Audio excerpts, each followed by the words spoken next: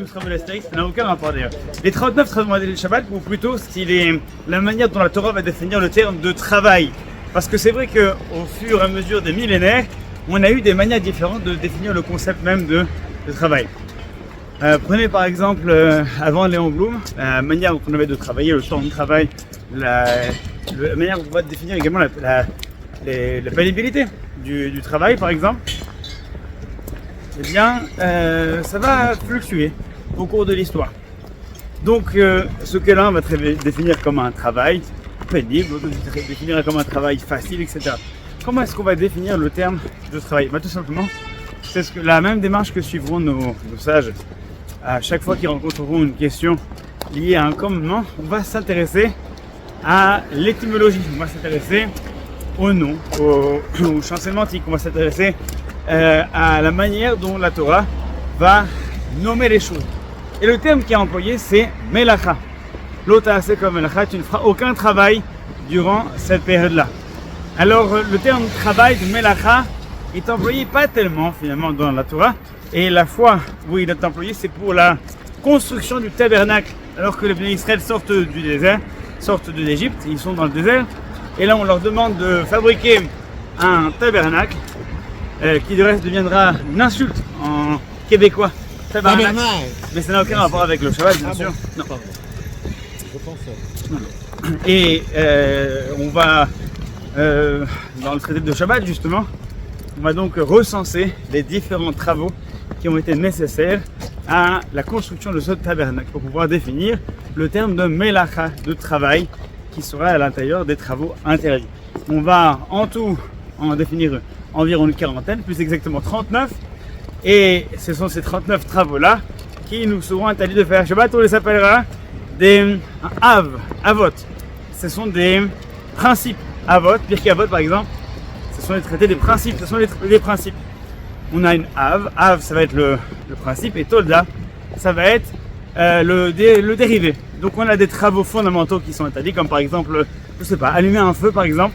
On en avait besoin pour pouvoir faire cuire des choses, par exemple pouvoir cuire les pains de préposition par exemple, ou alors à l'intérieur du tabernacle, qu'est-ce qu'on avait? On avait des tentures, il fallait par exemple cuire des colorants pour pouvoir ensuite tremper ces teintures. On devait faire bouillir de l'eau pour pouvoir, il y a différents éléments qu'il y avait à l'intérieur du tabernacle. Eh bien, cette interdiction d'allumer le feu et faire bouillir les choses va être fondamentale, et de là va découler d'autres dérivés. Regardez par exemple quel dérivé pourrait y avoir. Eh bien, funny fact, maintenant on est parti pour le côté un petit peu fun de cette marche. Bien sûr, Pourquoi pas. Le côté ludique de cette marche, c'est que lorsque l'électricité s'est démocratisée, on avait posé la question à un grand rabbin au Maroc en lui demandant si l'électricité c'est quelque chose qui était permis ou pas. Et funny fact, eh bien, comment est-ce qu'on fait lorsqu'il y a une nouvelle technologie qui apparaît? Ça peut être des technologies qui sont absolument nouvelles ou simplement de nouvelles utilisations. Il y en a très fréquemment. Lorsque est arrivé le moment de cette nouvelle technologie, on a posé la question et on dit tiens, l'électricité, comment est-ce que ça va être considéré? Alors systématiquement, soit les rabbins ont des compétences techniques dans le domaine et auxquelles ils peuvent répondre, soit dans ce cas-là, qu'est-ce qu'ils font? Eh bien, comme toute personne qui est dotée d'un sens de l'éthique, il va se référer vers une personne spécialiste. Il va demander donc à un ingénieur de l'époque comment fonctionne l'électricité. Qu'est-ce qu'on apprend nous en quatrième en physique? Comment ça fonctionne l'électricité? circuit ouvert, circuit fermé. Circuit ouvert, circuit fermé. Il lui dit c'est comme une fenêtre qu'on ouvre et qu'on ferme. Ah oui, une fenêtre qu'on ouvre et qu'on ferme, c'est sympathique comme principe. Est-ce que c'est permis d'ouvrir une fenêtre à Shabbat? Aucun souci. Donc l'électricité c'est permis. Et puis ensuite, on a creusé un petit peu plus la question et on est venu voir ce sage et on lui a dit mais vous êtes sûr que c'est permis? Bah oui, c'est sûr qu'on peut ouvrir une fenêtre, mais c'est pas que ça. En fait, lorsqu'on ferme le circuit, et ce qui est à l'origine de ces connexions, c'est une sorte de micro-étincelle qui, elle, peut être considérée comme l'allumage d'un feu, parce qu'il n'y a pas de quantité pour pouvoir transgresser cette interdiction. Alors certains vont considérer que c'est une interdiction qui nous vient directement de la Torah, d'autres vont considérer que comme c'était quelque chose qui s'en rapproche, ce n'est pas directement de la Torah, ça fait partie des toldot, c'est-à-dire des dérivés que la Torah, que nos sages vont interdire de peur d'en venir à transgresser. Ça ressemble trop à d'autres choses qui sont permises. Et l'étincelle, c'est quelque chose qui est créé?